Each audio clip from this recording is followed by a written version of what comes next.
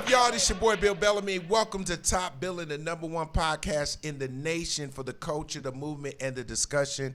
My special guest today is none other than Chris Spencer, actor, comedian, producer, director. I might want to add I don't know why you stopped. I know, just keep going. Comedian, this guy. Philanthropist, dad, husband, one of my best friends in the game, 25 years and running. At least, right? I can't wait to get into your life story, man. Strong representative here from Inglewood, California. What up? The West Side, baby.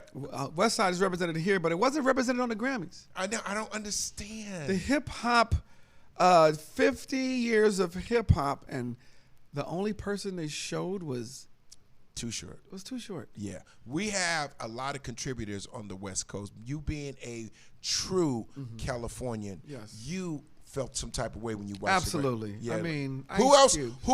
Well, we can't go less than 5 if we go West Coast, because you got to do Q, right? You got to do Snoop, yep. You got to do Dre, yep. You got to do. You kind of got to give Game some love. You got to go Game, because Game they missed Game on the Super Bowl. Yes, and then you got to go Kendrick. But Kendrick, YG. I mean, there's a lot. There's a lot of people, man. It was disappointing, especially being from here and knowing that even Dr. Dre, although he got that Lifetime Achievement Award or the Icon Award, he could have came up there and whistled something. Still Dre or something. Still Dre, the Chronic, something. But if it's 50 years of hip hop, I think they should have 50 artists. I think they should do 50 artists, but it can't be on the Grammys. You know what I mean? It has to be some type of thing. When we do a tribute, it's 50 of the most prolific artists. That would be, and it's still gonna be hard. Right. It's like doing your top 5 rappers. Basketball. Or basketball, yes. It's tough. Who was your top 5 rappers? My top 5 rappers ever: Biggie, Tupac, Jay-Z, Eminem, and I'm gonna round it out with Big Daddy Kane. Right. See, that was very East Coast for you. Yeah, it's very East Coast. What about yours? I got Snoop and Ice Cube in there. Bam. I got Biggie. Boom. Rakim. Got to. You're not gonna lose with any going with. No, you can't. You can go Jay-Z. You can go Nas. Yeah. You're not gonna lose. Right. You can go Kid Frost. I mean, there's so many people. Like, this is an interesting thing about Kid Frost should have got a laugh. Our friendship, right? I was starting out doing stand-up on the East Coast. You out here on the West Coast going for it. We had no internet, no ways of knowing each other. Right. Def Comedy Jam came out of nowhere and brought so many comedians from different places together. Absolutely. Were you a part of that first wave? No, I was not. I was in the mainstream rooms. I would occasionally visit the hood. I would go down where Robin Harris was at the Comedy Act Theater, have 2 good shows, bomb, don't come back for 3 months. You know what I mean? I was like, these niggas don't like me. These niggas do not like me. So when Def Jam came out, I was like, I'm not ready to do Def Jam. I went to the Oakland Bay Area comedy competition and took a L. I'm like, the blacks aren't ready for me yet. Right. And so I watched you guys. I watched you, Chris, Bernie, everybody come up, and I was like, there wasn't like, oh, I should be there, because I knew I wasn't ready yet. Okay. You know what I mean? And then I slowly, by the time they came, second season I would have probably been ready, but I kind of I still was doing a lot of different rooms across the country. Yeah, but here's the funny thing about our connection, right? Right. And it's weird how I met you, because I vividly remember feeling like you came out of nowhere to me. Right. Because I wasn't seeing you in the rooms that I was going in. Right. But then when I came to California, I saw you everywhere. Right. And my first introduction to you was twofold. There was a show, a TV show, which we were both in the running for, and you got it. It was for Vibe magazine. Right. And that was the first time that I met you. Right. And Keith Clinkscale, yes, who loved you, who loved me, and brought me in and wanted me to do this show. And I was already doing a pilot for my own show, so I couldn't do it. I thank you for that. Thank you. Right. Yes. Great opportunity. Absolutely. So at that time, what was going on in Chris Spencer's life? Chris Spencer actually was asked by Jamie Masada at the Laugh Factory to come meet Quincy Jones. They're doing this show called Vibe, and I was like, talk show host. I'm an actor. Right. I don't host. Right. And so I kept saying no.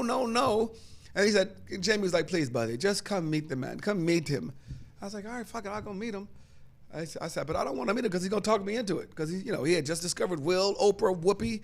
So I go in there. His back is turned to me. I go, Mr. Jones, Chris Spencer is here. He turns around. He looks at me and goes, so you the motherfucker that don't want to meet me. I was like, huh. Are you serious? Yes. And then we talked about the history of comedy and his love for comedy. He said, just come through this audition process. And it was like 4 or 5 of us, and I got the job. And you got the job. And now, from that moment on, you and I share so many stories. Oh my God. Yes. I will never forget playing basketball with you at the MTV Rock and Jock. When Coolio took a bath from Busta Rhymes. Oh, my, why would he go on after? Here's what's so funny. When I hear Busta, I think of Rock and Jock. Every time, even at the Grammys, when you really want to rock it with me, I think of Rock and Jock. No one could follow. This is a true story, everybody. Coolio had rest in peace. Rest in peace to Coolio. He had the #1 song in the country. Gangster's Paradise. Gangster Paradise. But it can't follow. At the same time, yep. Busta Rhymes had Put Your Hands Where Your Eyes Can See. Shit. And that song was like... It was an anthem. It was an anthem. Right. And Coolio's was a fucking melody. What was it? It was cute. It was cute. It was cute. It was cute. But it was big because it was very mainstream. It was mainstream. It was MTV friendly. Right. Was that fantastic? It was a Fantastic Voyage. And he had Fantastic Voyage. But it was called something Voyage. So he had, if you understand, he had Gangster's Paradise. Right. He had Fantastic Voyage. Right. And he had one more song. And they were all big. Big. But they were very fucking mainstream, and they broke the color barrier so that the whites could rap. Right. And so the whites could crip walk. Right. And so I could dance to this. So out of nowhere, here comes Busta Rhymes, and he bodies Coolio. It was bad. People were walking out of the, we was at Pauley Pavilion. Where were we? Pauley Pavilion. Pauley Pavilion. Here's what's crazy. I sound like you. This is bananas. Listen. What? What we know as comedians is like, yo, who's on the show? I know I'm the bigger name. That motherfucker, we are in Mississippi. This is his shit. We know to let him close. Correct. Coolio should have known, okay, my song is #1, but his shit is fire. Let him close. You gotta know when to fold him. No, you know what I mean? But sometimes ego get in the way. Ego and the record gets labels. in the way, yes. So I have a question for you. Okay. How do you be a guy like, let's just go back. How are you able to navigate through? You didn't do the Def Comedy Jam thing. Right.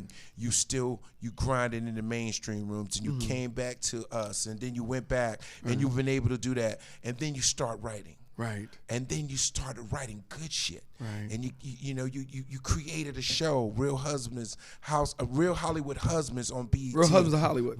You created Real Husbands of Hollywood. And it started out like a skit, and it became a real show. Right. I watched all this shit. I'm so proud of you, bro. Thank you, and man. I'm like, yo, Chris is not taking no motherfucking days off on this shit, right? Can't. People can say what they want, but you ain't taking no days off. We got kids in private school. Yeah, let's go. So you create a show. You team up with your boy Kevin Hart. Yes. You guys make a hit. Yeah. How did that happen? Well, we were doing the I think it was 2009 or 2010 BET Awards, and Jesse Collins and Stephen Hill were like, we need something different to fill in the time. And as opposed to Kevin going out there doing some stand-up, we both realized that our wives watch these fucking shows that we can't stand. We're like, turn it off. Wait, what did he say? And so we found ourselves enamored with this show. And we were like, yo, what if we did it with some guys? And basically that first sketch, which was on BET, was Anthony Anderson, Jermaine Dupri, Nick, Boris, Nelly, and Kevin. And Tammy Anderson, Green, whatever her new last name is. Candy's Tammy was the first sketch, and we called it a sketch, and you made it a show that never happens. What happened was, it came out, and people petitioned, and this was back in I think MySpace days, and like, yo, this shit's got to be a fucking TV show.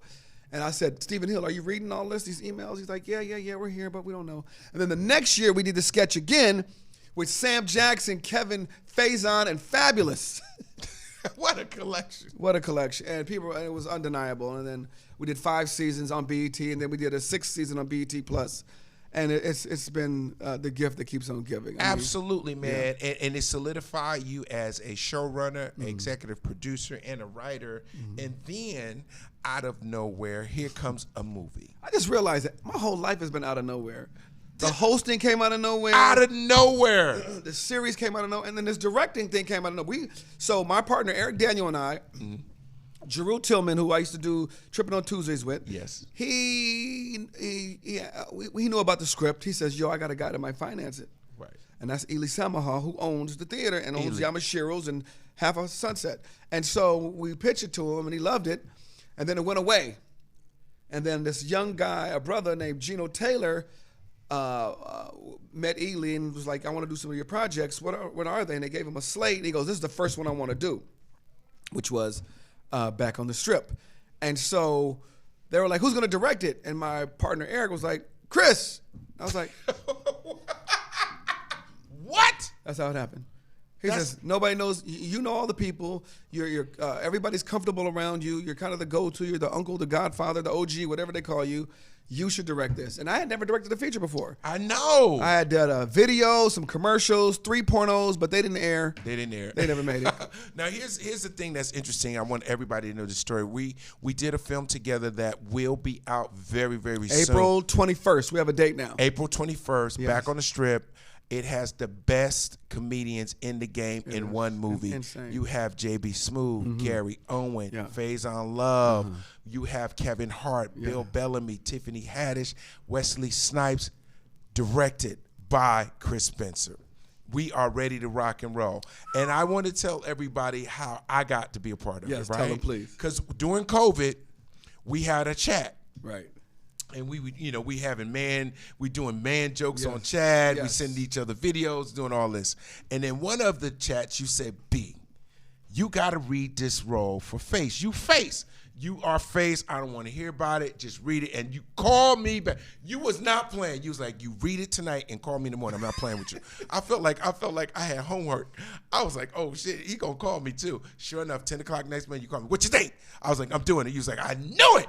And that's how I got into it. Here's what's great, that you actually fucking read it as soon as most people read, I'll get to it. No. You actually read it. No, because I knew it was something that meant something to you, and the fact that you called me again, I said, I'm not gonna mess this up. I am going to sit down, I'm going to shut off the TV, the phones and everything.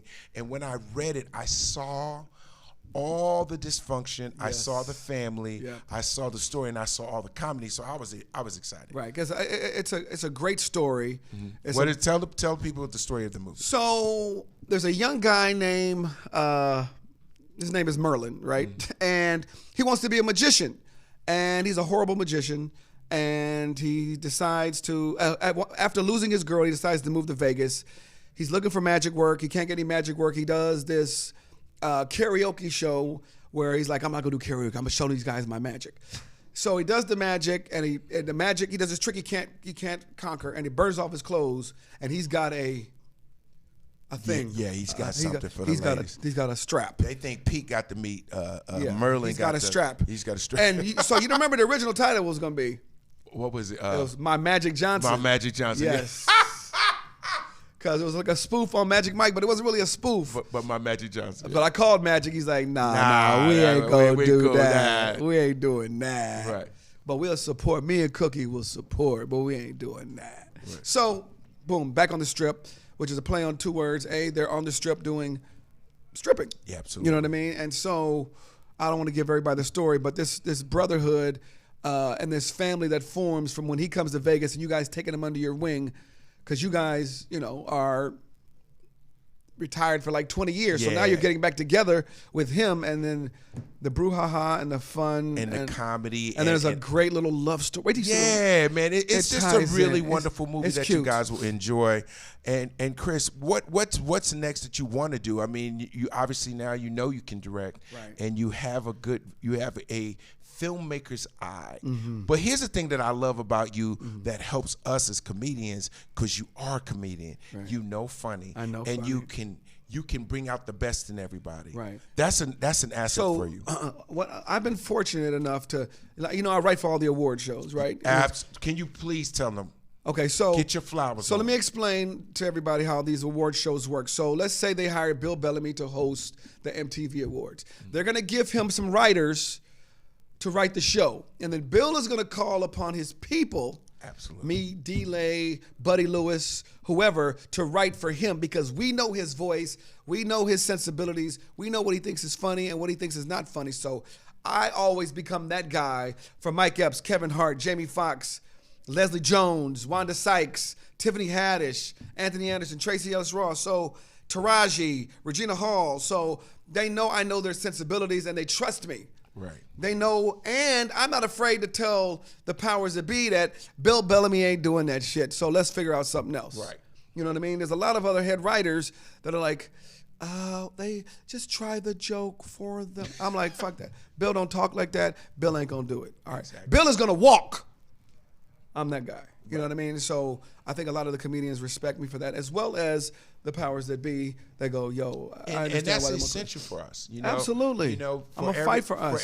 For every comedian that you see in front, there's somebody behind helping. Yes. There's somebody assisting that success. Absolutely. And I want to give you your flowers as a writer. But I feel like you definitely have it. You have the talent. Right. You have the vision. I just want you to keep building on it. Yeah, so my next thing is I don't care about, I mean, all that stuff is great. Okay. But our foundation is stand-up comedy, right? Correct. So my next thing is my special, which I'm gonna shoot in March 23rd here in downtown LA. The Cicada Theater is beautiful. And because if we were in high school and we walked into the cafeteria, I'm not gonna go sit with Shonda Rhimes and Kenya Barris. I'm not gonna go sit over here with Viola Davis and Anthony Anderson. I'm gonna go sit over here with the clowns. Yeah. It's me, you, Jamie. Lavelle, Tony Roberts, Tiffany, you know what I mean? That's your crew. That's my ilk. Yeah, that's your peoples. My tombstone can't read, he used to punch up a gang of shit. No. I am a comedian. And so when I used to be on the road, you know, I would get road gigs, but I wouldn't be in the clubs and the theaters like you guys. I'd go do a specialty gig like, you know, the black alderman in Detroit's birthday party. Right, you know right, what I mean? right, right. Or, you know, I'm hosting Culture Shift Weekend in San Francisco for all the black people who work in tech. But I wasn't really in the clubs like you guys. And if I was in the clubs, I wasn't hitting I wasn't at the Uptown. I wasn't hitting the black clubs. And so I would envy when I would see you guys in the airport.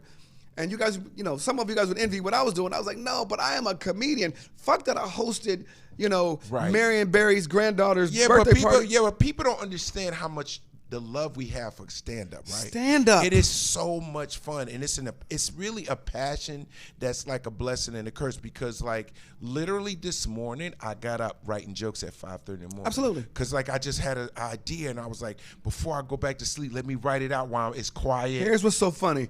I used to feel guilty waking up at 3 in the morning and typing. I'm like, my wife's going to think I got somebody on the side. Right. Right. So I'd be typing, and I'm like almost sneaking, like I'm cheating. Like, I don't want her to see the lights. So what are you doing? I'm like, there's some funny shit about refrigerators I just thought of. You know what I mean? And so, let me tell you how much comics love comics. I don't give a fuck who you are. Are we allowed to cuss on this show? Yes, you are. Yes, okay, good. If you see Jerry Seinfeld walking, and you say, yo, Jerry, what's up? It's Chris. You're like, Chris, yeah, I work at the Laugh Factory, blah, blah. He will sit there and have a conversation with you if he's not in a rush. Absolutely. About stand-up. We love each other. We know what everybody's going through. Listen to the story. And I love watching your stories because me and you have so many Hollywood stories. Yeah. Like, a lot of people have comedy stories, but me and you, since we've touched Hollywood, Inglewood, and Brentwood, you know what I mean? We like, know a lot of We have a people. lot of stories. So, I'm doing Caroline's, right? I'm doing the 8 o'clock show. No, I'm doing the 10 o'clock show. Jeff Garland's doing the 8 o'clock show. Jeff Garland brings in Robin Williams. Oh, my God. This motherfucker did a Coolio, right? He put Robin on first. Oh, it's over. Robin Williams was so fucking funny that the pictures of the dead comedians on the wall were laughing. Tears were coming out of Richard Pryor's eye, and Sam Kinison was fucking wiping his forehead. Yo, he was murdering. And Jeff Garland had to go be Coolio after that, right? So he's in there. No disrespect, Jeff. Jeff, we love you, but you know you shouldn't have sung Gangster's Paradise after fucking This motherfucker just did. Put your hands where my eyes can see. But the thing about us, right? Wait, hold on. I'm not even finished with the story. Oh, shit, go. I'm talking about the love for comedy. So Robin Williams comes in the back. There must have been a Pied Piper or the fucking New York comedy flautist who went, and there's comics coming in like roaches, and Robin is holding court. And we're listening to Robin like a fucking little kid. Like, wow. And he's loving it because he hasn't done this in forever. He's loved telling stories. He's listening to him. This guy's an open micer. This guy just came from Canada. This guy's a Russian comedian. And he's like, oh, really? I've been to Russia once. Blah, blah, blah, blah, blah. Oh, yeah, I remember the first time I did open mic. He's acting like us. Wow. Here's the fucking crazy shit. So I said, Robin, how come you don't do the Comedy Store anymore? He goes, oh, wow, about 20 years ago, I drove up into the Comedy Store, and these two black guys came up to me and said, Robin Williams, what the fuck you doing here? I was like, what? They were like, what the fuck you doing here? And I was like, I'm performing in the main room. And they were like, get the fuck out of here. And so I left. I said, Robin, that was slang. He goes, what do you mean? When they saw Robin Williams, yes, fucking Mork from Ork, walk in person, they were bugging. They were like, get the fuck out of here. I said, you see Donnie Brasco? That's how they talk, fucking Italians talk like that. He was like, oh. I said, and then when they was like, and then when you said, no, I said, they said, get the fuck out of here, and he stopped going on stage. Whatever the fuck I said. He was like, oh. Tuesday's newspaper read, Robin Williams returns to the Comedy Store after 25 years. Are you serious? I was Forrest Gump in that situation. Yes! I was responsible for Robin Williams coming back. But here's the thing, man. I have had so many incredible experiences at that Comedy Store. Sure. That place is like a gym. Yep. It's like a gym for basketball. Absolutely. It's like a gym for boxers. Mm-hmm. You go to that Comedy Store, you never know who you're going to see. Absolutely. Who was one of the most prolific comedians you saw perform there and you didn't expect to one night? Just happened to go to the Comedy Store. Richard Pryor. But it wasn't the Richard we grew up to. Was he sick? He was in the chair, yeah. and I couldn't watch. It was. I was like, you know what? I'm gonna keep the memories that I watched a little bit. Was it the night that Eddie Murphy was there and Arsenio hosted? Yeah, I performed that night. Yeah, you did. Yeah, you were Busta Rhymes. I was Busta Rhymes. Yeah, because I remember. I wish somebody would have filmed that. I know. So that night, I went up there thinking that I was just going to, because Shaq had called me and was like, yo, man, come through tonight. There's supposed to be something going on. Yeah, Arsenio was going to be. He didn't tell me Richard Pryor was performing. So I was like, okay, cool. I get there. I see Arsenio. I'm like, yo, what's going on? Then I saw Eddie. And then Arsenio said, won't you come do some minutes? And I was like, what? I was like, oh, snap. So I actually went on right before Richard Pryor. I remember. That's what I'm calling it. You made him Coolio. Asshole. I didn't mean to. I mean, no, we got to do what we got to do. Wait, no, but the thing was, I had never met Richard Pryor, right? And I was so honored, and I can't believe I never asked you, were you there? Because that's one of the most unbelievable moments in my life that Absolutely. I remember. Like I've always wanted to meet Richard Pryor. Absolutely. I never met Red Fox. I never met Red Fox. I never met him either. You know what I mean? I never met Della Reese. Flip Wilson. There's Flip Wilson. Like, these guys were like instrumental in my life. Like, right. Richard Pryor is in me. Absolutely. Like, all of us have the same stories. Yeah. Sneaking and listening to the records and the tapes. Oh yeah. Who if you could right now, if you could pick 3 of your favorite comedians that you feel influenced your life and made you Chris Spencer. I know one is Richard Pryor. Who are the other 2? Damon Wayans. Oh yes, God. I thought I was Damon. I thought I was a Wayans. You thought you was? Listen, I used to walk around with my eyes tight because I used to be with them all the time. Thanksgiving, Christmas, I was a Wayans until one night. Me, Sean, and Damon were at the Improv, and we came out. And we were in the car, and they were whispering, and I was in the back seat trying to listen. And they're like, "Chris, can you step out for a minute? We're just talking about some family shit." I was like, "Oh, I'm not." You got cut. You got cut right there. I am Chris Spencer, not Chris Wayans. Yeah. And that's when I realized, oh shit, I need to open my eyes and realize who the fuck I am. And now, this is also an interesting thing about your career too. Is like you have been such a amazing husband and father to your family, and still balance. I know it's hard for me. Yes. You know, we do what we do. You know, I haven't added director to my thing. Right. I haven't added like writing a show, but I've done a bunch of stand-up and produced a bunch of stuff. Right. How do you make the shift from? Well, listen, remember who was the executive producer on the movie? My wife. Your wife. So she Shout out to gangstered her way. Vanessa She Spencer. gangstered her way in that. But here's what's funny: pre-pandemic, right? She had been begging me, "We need to work together. We need to work together." I'm like, I'm separating church and state, right? I don't want to work with you. Right. I argue with you about dog food and kids. I don't need to talk about fucking takes and jokes. You know that. Exactly. And so we created Date Night with Chris and Vanessa, right? You and your wife did it. And I was like, oh my God, I love and like you, right? Right. She was her own separate person. She wasn't trying to be funny. We were opposites in terms of what the host roles should be, but we worked perfectly together, just like our marriage. Absolutely. And I was like, oh my God, we could do this. And so what both of us, I think why it works, we're gone enough to miss a motherfucker. You know what I mean? Like when we come home, we really want to be with these people. Yeah, yes. What y'all doing? What y'all do on Saturdays? Let's What do y'all something. Let's go. do it. Yeah. And they appreciate that. Yeah. You know what I mean? And so we miss each other and we know what's out there. We ain't like the average comedian. We was cute in high school. Right. Right? We was fucking in high school. Okay, so a lot of these people get lost because they're unattractive and now they got new teeth and now they end up fucking up their marriage. New teeth is the number one killer of marriages of comedians. As soon as you get some teeth, you think you can get them. Oh, yeah. Oh, That my fucks God. up, yeah. Oh, my God. Yes. As far as stand-up, and I always want to ask my comedians because people ask me this all the time because cancel culture is so subjective. Right. And a lot of comedians is like, I'm not subduing to it. I really want to be me and keep my voice. Do you find it a little weird? I'm subduing to it, okay? I am going with, listen, we still have to keep our edge. I just saw your special. Yeah. It ain't like you weren't fucking Bill Bellamy. But there's some shit you did in 92 that you don't do in 2022. Right now. Yeah, you can't. And now it's 2023. So you have to be respectful. Like, you know, we used to say the F word. And everything.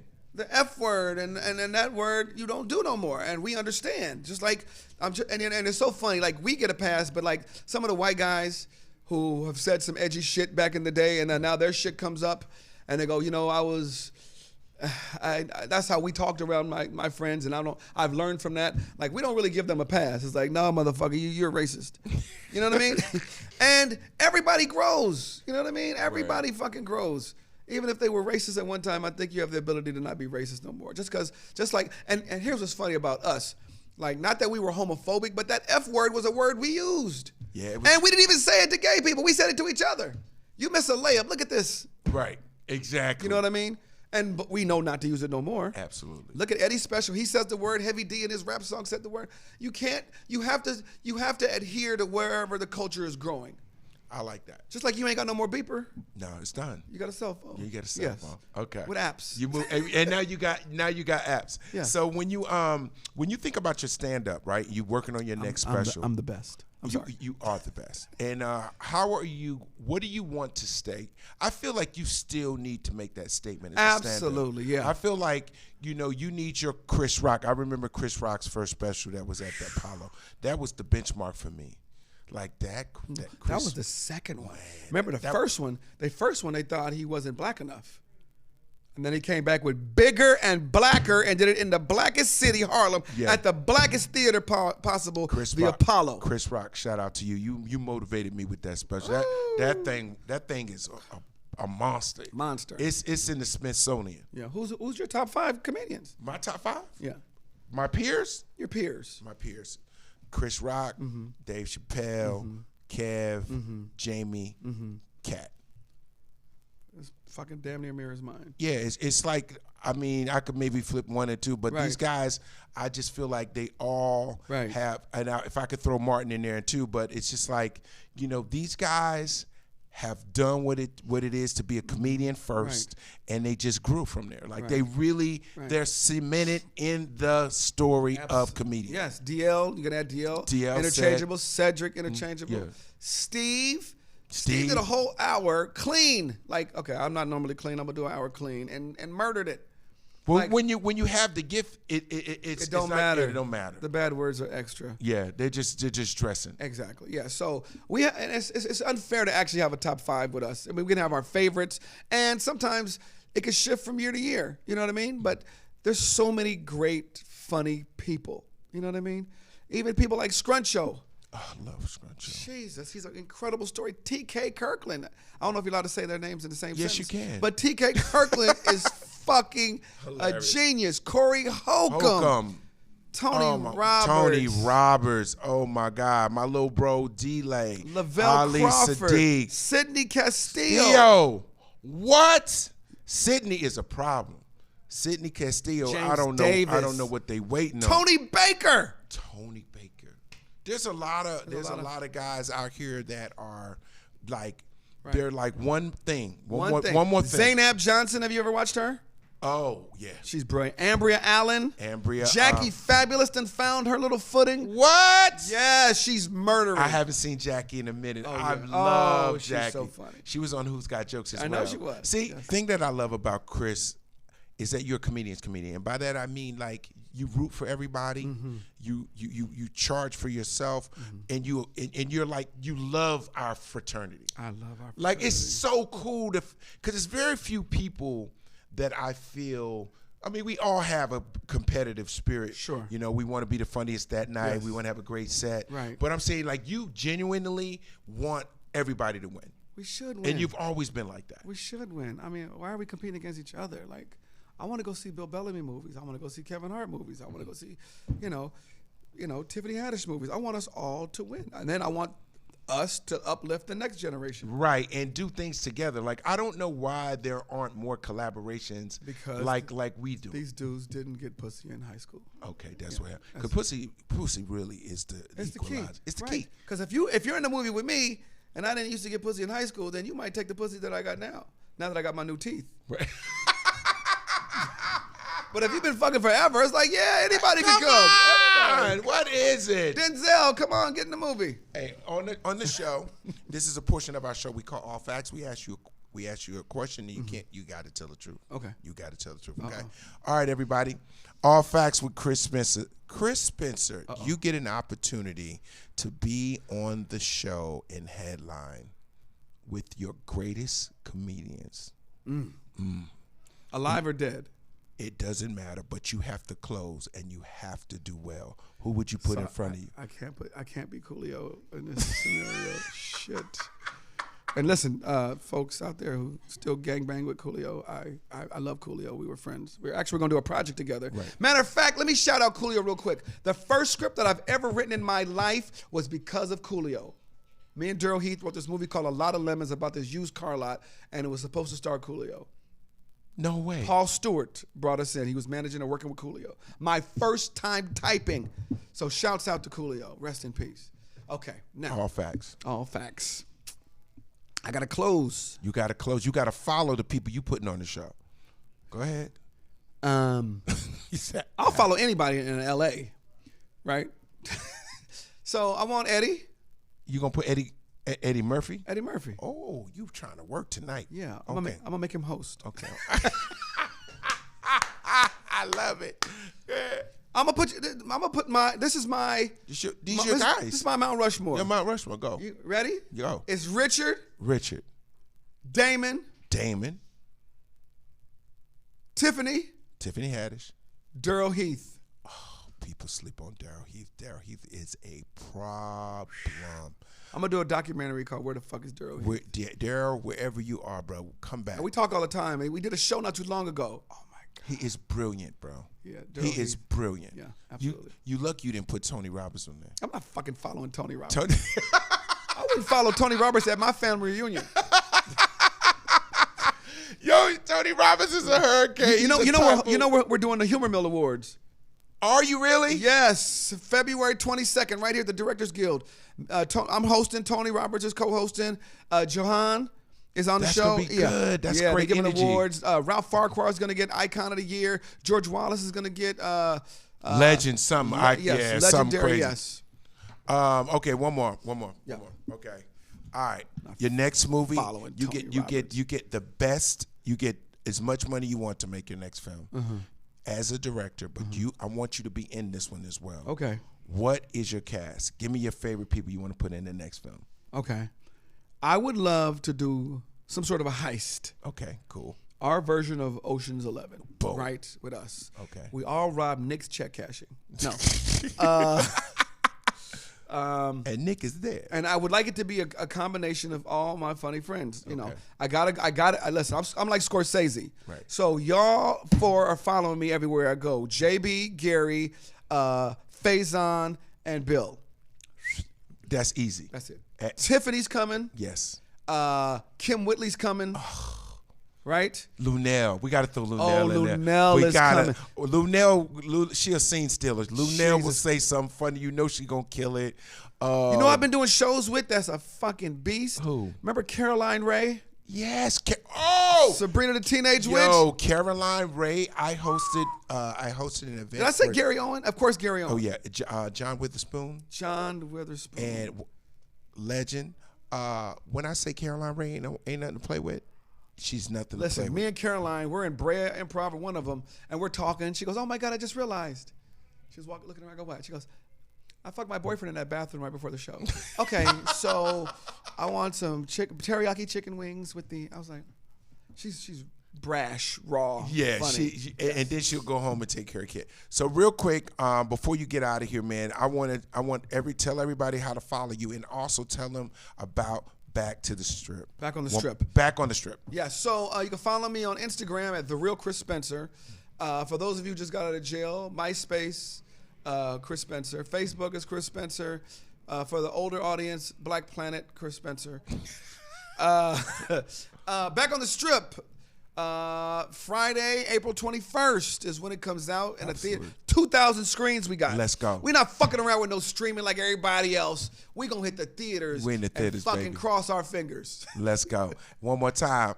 Top billing, Chris Spencer, everybody. Make some noise.